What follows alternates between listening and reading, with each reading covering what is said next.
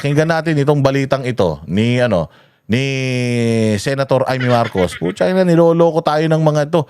Ganyan ang gawain nila, diversion. Diyan sila magaling. Pakinggan nyo to.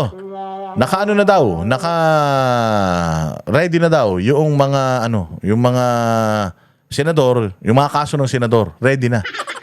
Okay, wala silang naipakulong na mga malalaking isda noong kasi tinan mo plano daw sana na hulihin na yung mga senador na yan. Sila Cheese, si Villanueva, si dating senador Bong Revilla, sila Binay, balak na daw sana Bago talaga magpasko, yun talagang gusto nila mangyari para ma-divert. Putang ina, mahina talaga yung kaso Wala talagang ebidensya, puro hearsay Hindi naman pwedeng magpakulong ka ng tao dahil hearsay. Anong ebidensya na pwede nilang ipakita? Kung may ebidensya sila, sana doon pa lang sa Senado may pinakita ng ebidensya. Wala Kung may ebidensya yan, may CCTV footage kay Chis Escudero, di pinakita nila sa yabang nila. Wala puro salita lang Nagnakaw si ganito, nagpa-deliver ako kay ganyan, nag-deliver ako kay ganito, puro hearsay. Di pwedeng ganun. It's not what you can say in the court, it's what you can prove. Yun yung kung ano yung may mapapatunayan mo. Ina nyo. Ngayon, pinatutunog nila itong mga senador, may makukulong, pero tingnan ninyo yung 2026 budget natin, putang ina yan. Yung sinasabi ni Amy Marcos na kunyari nag-veto sila, pero putyang ina mas malaki na iwan. Giniling lang pero pork pa rin.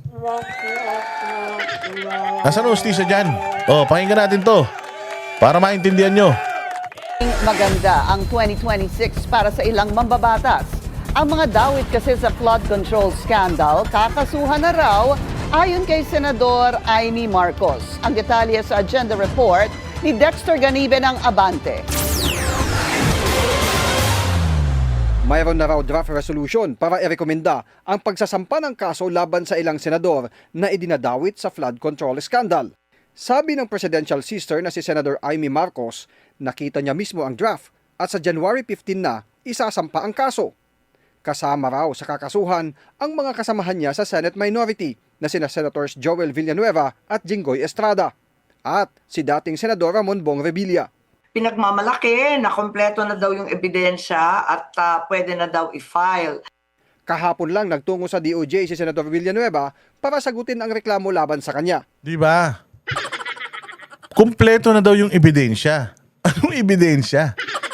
Hindi ba nag-start pa lang kayong mag-imbestiga dahil nga itinuturo sila? So kaya nandiyan yung mga senador na yan, sila Villanueva, si Senator Bong Revilla at kung sino pa yung mga senador na sumagot doon sa summon ninyo, nagpapaliwanag sila. Hindi totoo yung sinasabi nito. Walang ebidensya. Puro salita lang. Hindi totoo yan. Dapat nga, sabi ko nga, kung ikaw nag-aakusa, dapat meron kang ebidensya. The burden of proof, nasa nag-aakusa. Dito hindi Sinabi, ako, nag-imbestiga. Mali yun. Dapat, sinabi mo, patunayan mo, kung ano mo sa akin, kumbinsihin mo ko na dapat panagutin natin tong mga to. Paano ka makukumbinsi ng isang salita lang? Kasi nga sa korte, kailangan talaga ebidensya. Kailangan matibay. Kaya nga sinasabi na beyond reasonable doubt. Walang pag-aalinlangan. Kasi kailangan talagang yung ebidensya matibay. Anong matibay na ebidensya? Yung salita lang. Kahit sino kayang mag-akusa Si Trillanes nga, akusa ng akusa Lahat na inakusahan, may napatunayan? Wala. Buti pa nga si Trillanes, kahit papano nag-akusa, meron pinakikitang mga katarantaduhang mga AMLAC report na dininay ng AMLAC, alam mo yun? At least si Trillanes namimiki ng ebidensya. Kahit papano, may ebidensya, peke nga lang. Etong Bernardo, tsaka itong Alcantara, wala Putang ina, sinumpa ang salaysay. So lahat ng pwedeng sumumpa dyan, pwede na nilang ituro, lahat ng gusto nilang ituro, kung kagalit nila, kapitbahay nila. Dahil di nagbibigay ng ulam tuwing Biyernes. Putangin na yan, pwede na nilang isumbong sa korte. Alam mo yun? Ang cheap. Hindi pwedeng magkaroon ng isang kaso base lang sa sabi-sabi. Yan yung sinasabi natin. Kaya ngayon kay Bantag, ganun din tayo eh. Base lang sa sabi-sabi. Kanilang, Wala naman silang pagnanais wala silang na- ebidensya. Wala silang kung ano man. Dahil lang sinabi ng mga PDL na siya. Naniwala sila eh. PDL yun, putang inang yun, criminal yun, convicted. Ibig sabihin, walang kredibilidad mga yun.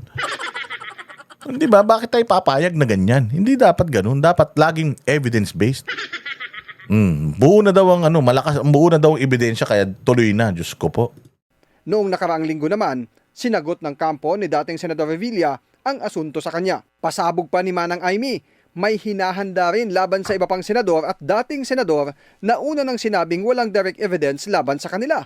Ang sinasabi din, wala raw sa ngayon direct evidence linking Senator Cheese, former Senator Nancy, former Senator Grace, and Senator Mark Villar.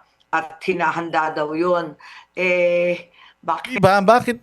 Bakit yung mga senador walang linkage, hinahanda yung mga ebidensya sa kanila? Bakit hindi natin ihanda yung mga ebidensya? Laban dito sa Alcantara, laban kay Bernardo. Ba't hindi natin ihanda yung ebidensya laban kay Speaker Romualdez? Ba't di natin i-ready yung ebidensya laban kay Bongbong?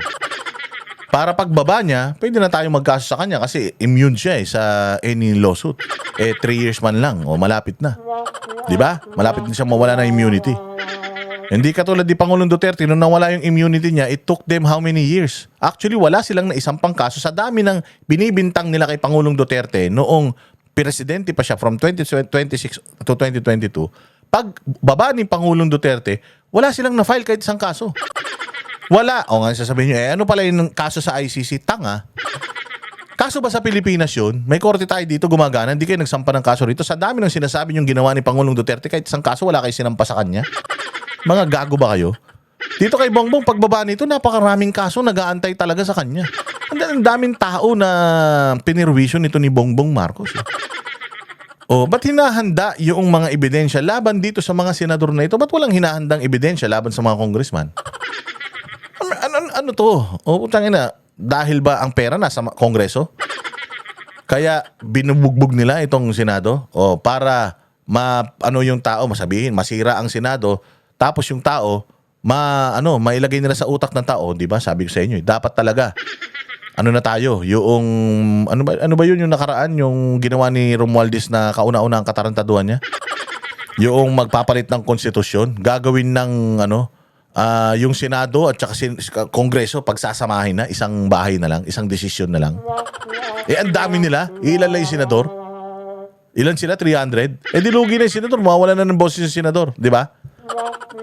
Mapapaniwala na nila ngayong tao na kailangan yung Senate mawala na. So kailangan, isa na lang, Congress and Senate, combine na. Yung boto, doon na lang tayo babase. Gago. 24 lang yung senador, tapos 300 kayo. Paano magkakaroon ng boses yung Senado? Ganyan, gusto nilang gawin yan.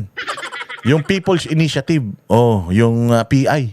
Diyan nagsimula yung lahat eh. Yung pangarap ni Romualdez maging presidente ng Pilipinas eh. Yan ang natin ngayon. Naman ganito, lahat ng senador. Akala ko, yung flood control, ang pinagmulan doon sa Kongreso at sa Speaker's Office.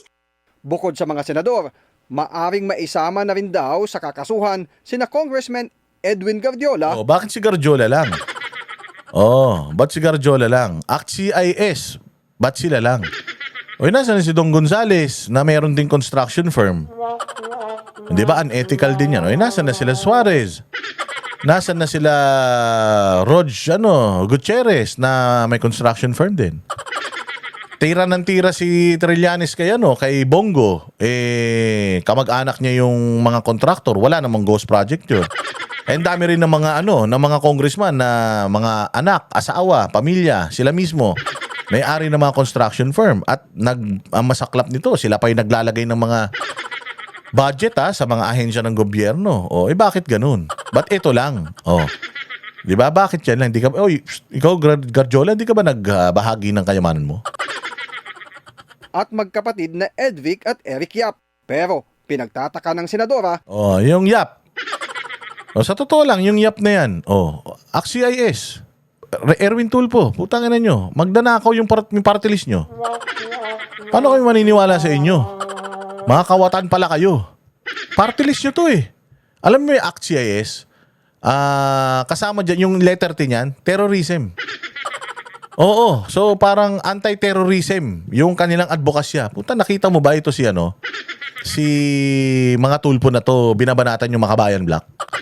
Binabanatan yung mga taga-Makabayan ngayon na galit doon sa operasyon sa Mindoro. Di umano terorista ang NPA. NPA inoperate doon eh. May mga namatay na mga estudyante. Galit na galit ba tong mga Tulfo na to? Hindi. Yan, ginagamit nyo lang yung party list eh, para sa pansarili yung kapakanan eh. Pero yung advokasya talaga ng party list, yung dapat mapagserbisyo ng party list yung yung marginalized sector, wala. Wala kayong ginagawa. Ni magsalita, hindi kayo nagsasalita. Mantakin mo, 2 na party list representative nyo. O at least, isa doon sa representative ninyo, mga nominee ninyo, putang ina, magnanakaw, kawatan, panahon pa ni Pangulong Duterte, magnanakaw na. Hanggang ngayon, ganun pa rin. Tapos putya, tatay-tahimik kayo. Kala ko ba, Rapi Tulfo, galit ka sa magnanakaw? Kasama nung asawa mo sa partido yan eh. Sa party list, kasama ng asawa mo yan. Bakit hindi mo kinakanayan? Ikaw, Erwin Tulfo, galing ka dyan. Ano yan? Yung pinangkampanya mo ba galing dyan sa nakaw? Binigay ba sa'yo ng mga yap na yan? Yan yung mga dapat na sinasagot nyo. Ngayon, itong si Tabatchoy na payat na ngayon. Kita nyo, lahat ng mga ng mga sangkot, mga nasa flood control scandal, Quadcom, puta lahat nagpapayatan, yung iba namamatay na. Karma na yan. Ito si puta bukod sa karma, dapat kasuhan yan. Sasabihin nyo na, may masamang tao yan, makakarma naman yan kahit di mo kasuhan. Hindi, putang ina, buhay pa eh. Pag buhay, kasuhan. Pag namatay, yun, saka na yun na yung hustisya ng karma. Bakit mas maraming mga senador at mistulang iniitsapuera ang kanyang pinsan na si dating Speaker Martin Romualdez? Nakakalungkot kung bakit mga senador ang pinunteriya, alam naman natin si Bonjing at yung Speaker's Office ang pinagmulan ng flood control. Bakit nalihis ng ganito? Nawawalan na raw siya ng pag-asa pang makasuhan at mapanagot ang kanyang pinsan na itinuturing niyang mastermind sa anomalya sa flood control projects. Tanging si dating Congressman Zaldico lang anya ang iniimbestigahan at nakakasuhan. Katakot-takot na listahan na at testimonya na. Wala pa rin. Pag tinanong, sinasabi si Speaker daw, si Bonjing. Nako, sabi si Sino Bonjing? Si Boying? Hindi. Si Speaker pala. Dami naman kasing Bonjing sa gobyerno. Kayo talaga Speaker daw, hindi daw guilty. Pagkatapos, hindi binabanggit. Walang binabanggit. Si Saldico lang. Sa February 1 naman ay tuluyan na raw bubuwagin ang Independent Commission for Infrastructure o ICI. Puta, yan na nga lang nagawa ni Bongbong, nabuwag pa. Wala talagang tibay na maaasahan. Nagpagawa ng tulay nung nakaraan, nagiba rin. Walang hiya talaga, delikado. Ay nako, ito ang kinasasadlakan natin ngayon mga bossing. Sandamukal, kaliwat kanan na propaganda laban sa mga kalaban nila sa politika.